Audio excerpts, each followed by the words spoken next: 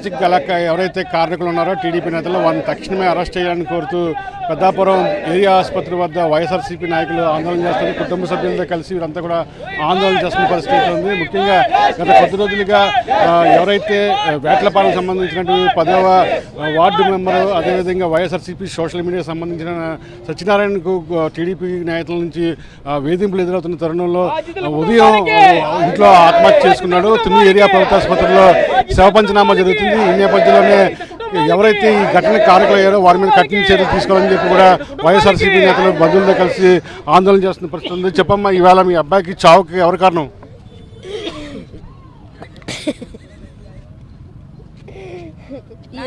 నా కొడుకు తిరిగిన అన్నయ్య ఎవరికి జరగకూడదండి. ఏ తల్లి ఇలా నాకులాగా బాధపడకూడదండి. ఏమి చెప్పలేదండి, ఏమి చేయలేదండి.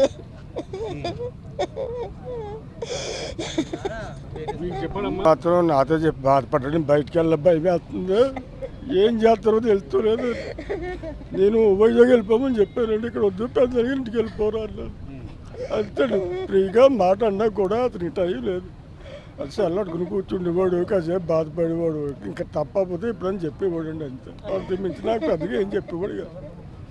ఎవరై ఉంటారు దీనికి కారణం? ఎవరో ఫోన్లో ఏవో పెడుతున్నారంటే ఫోన్లోనే బెదిరించున్నారు. కాకపోతే తారసవటం అయితే మాత్రం లేదండి. ఎక్కడ కుర్రాన్ని బయటికి వెళ్ళొస్తలేదు, నెలల నుంచి బయటికి వెళ్ళొస్తలేదు. ఇంట్లోనే బంధిస్తాం. వెళ్ళొద్దు బయటికి, భయపడితే చెప్తారని చెప్పి జాబ్ చేస్తాం. ఇప్పుడు శవ పంచనామా జరుగుతుంది, పోస్ట్ మార్టం జరుగుతుంది. ప్రధానంగా ఏంటి డిమాండ్ చేస్తున్నారు మీరు? వేట్లపాలెంలో 10వ వార్డు మెంబర్ ఈరోజు తెలుగుదేశం పార్టీ వాళ్ళు పెట్టినటువంటి వేధింపుల కారణంగా ఈరోజు సూసైడ్ చేసుకోవడం జరిగింది.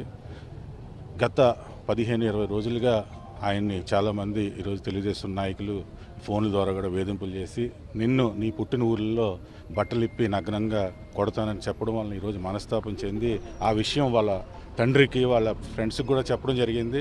వెంటనే వాళ్ళ తండ్రి అక్కడ ఉన్న తెలుగుదేశం నాయకులు పెద్దల ఇంటికి కూడా వెళ్ళి మా ఓడేమైనా తప్పు చేస్తే క్షమించండి, ఎందుకంటే మనం రాజకీయాలు ఇప్పటి వరకు ఎలక్షన్ల వరకే, తర్వాత మన అందరం కూడా సమానమే, ఎందుకంటే మన కాకినాడది చాలా ప్రశాంతమైన జిల్లా, ఇటువంటి సంస్కృతి వద్దని ఆ పెద్దలను కూడా విన్నవించుకోవడం జరిగింది. అయినా సరే వాళ్ళు తెలుగుదేశం వాళ్ళు ఈ మిగిలిన నియోజకవర్గాలు ఎలా చేశారు అట్లాగే పెద్దాపురం నియోజకవర్గంలో కూడా ఈరోజు చాలామంది మీద వేధింపులు ఇవన్నీ చేయడం జరుగుతూ ఉంది.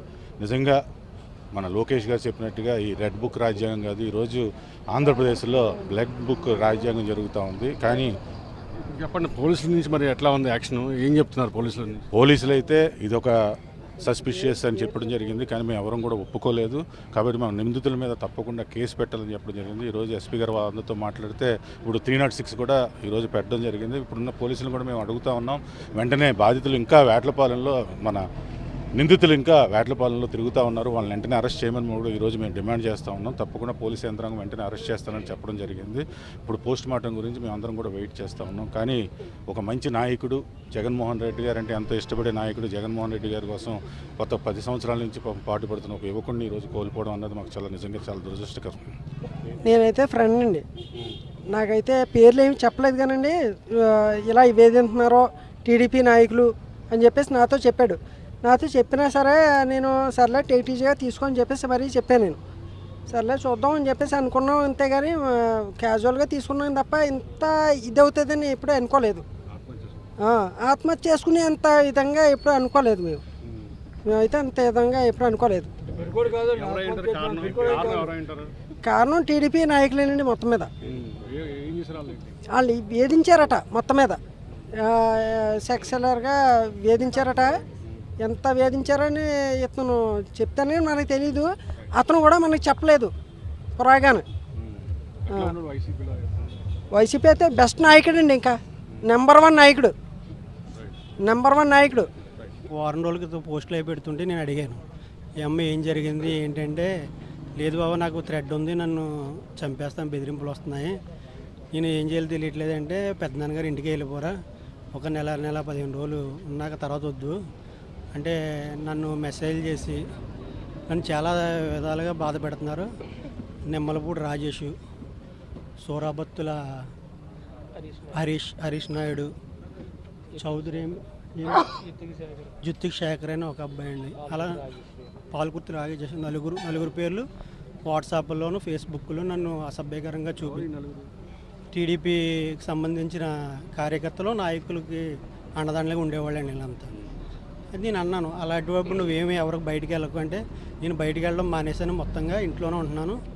పెద్దమ్మ చనిపోయినప్పుడు అక్కడ వైజాగ్ వెళ్ళినప్పుడు కూడా నేను వర్క్ చూసుకున్నాను, అక్కడికి వెళ్ళిపోతాను అని చెప్పానండి. మొన్న చిన్న బైక్ యాక్సిడెంట్ పడిపోతే ఇంట్లో ఒక వారం రోజుల నుంచి ఉన్నానండి. నిన్న సాయంత్రం బయటికి వెళ్ళాడంట. మరి ఏ విధంగా అయింది ఇది మానసికంగా పెట్టుకొని వాళ్ళ నాన్నగారు పొలం వెళ్ళే టైంకి హ్యాంగింగ్ చేసుకొని ఉన్నాడు.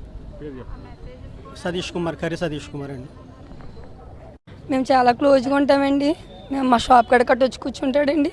కానీ ఇలా జరుగుద్దని అసలు అనుకోలేదు. నాతో చెప్పాడండి 4 రోజుల క్రితం, నన్ను ఒత్తిడి చేసేస్తున్నారక్క, నన్ను అసలు నిలబడి ఇలా గొడ్లు ఇప్పిసి బయటికి నేను పోలీస్ స్టేషన్ వరకు తవ్వురు తంతాను అక్క అని చెప్పాడండి.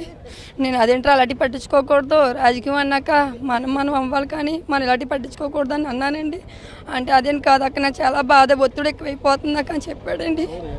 మా తమ్ముడండి తెలుగుదేశం పార్టీ వాళ్ళు ఒత్తిడి ఎక్కువైపోతుంది అని చెప్పాడండి. పోస్టులు కూడా పెట్టారని చెప్పాడండి. నాకు పెట్టరని చూస్తానన్నానండి. ఎందుకు లేక చెప్పి కూడా చెప్తానని చెప్పాడండి. కానీ గొడ్లు ఇప్పేసి తవ్వురు కొడతాన్న మాట అయితే మాత్రం చాలా కుమ్ములిపోడండి. మా తమ్ముడైతే చాలా బాధపడిపోడండి. రాజకీయ వ్యాపారంగా అయితే మాత్రం చాలా బాగా చేసేవాడండి. వైఎస్ఆర్ అంటే పెద్ద ప్రేమ అండి, ఆయనకి చాలా ఇష్టం కూడానండి. వేటలపాలెం వాళ్ళండి. అవునండి, టీడీపీ వాళ్ళండి. అవునండి.